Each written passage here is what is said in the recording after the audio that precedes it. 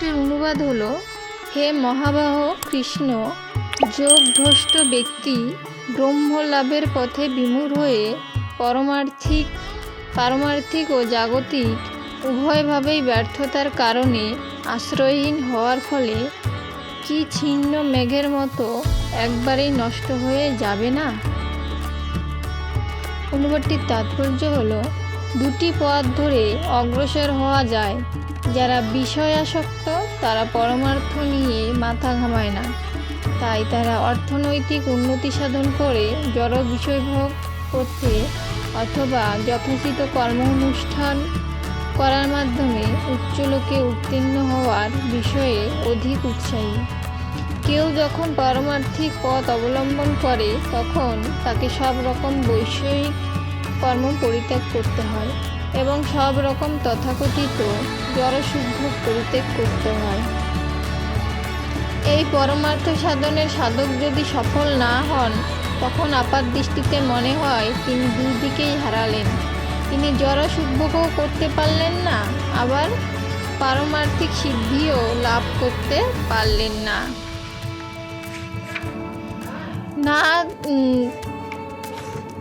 তিনি যেন বায়ুতাড়িত মেঘের মতোই ছন্নছাড়া।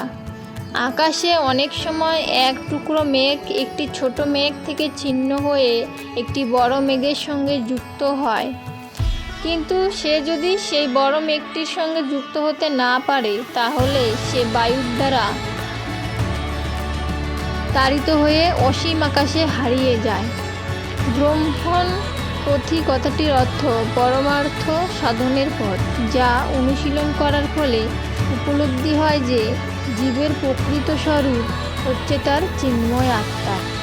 এই আত্মা সেই পরমেশ্বর ভগবানের অংশ, যিনি ব্রহ্ম, পরমাত্মা ও ভগবান রূপে নিজেকে প্রকাশ করেছেন।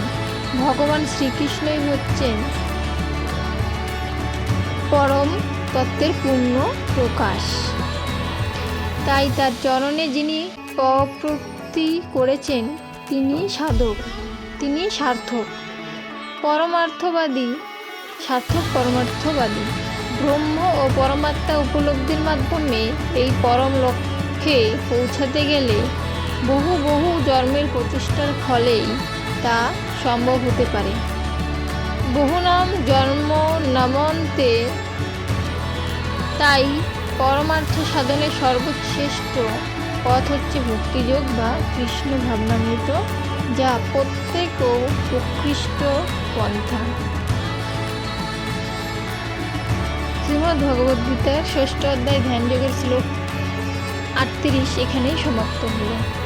সকলে ভালো থাকবেন। ধন্যবাদ।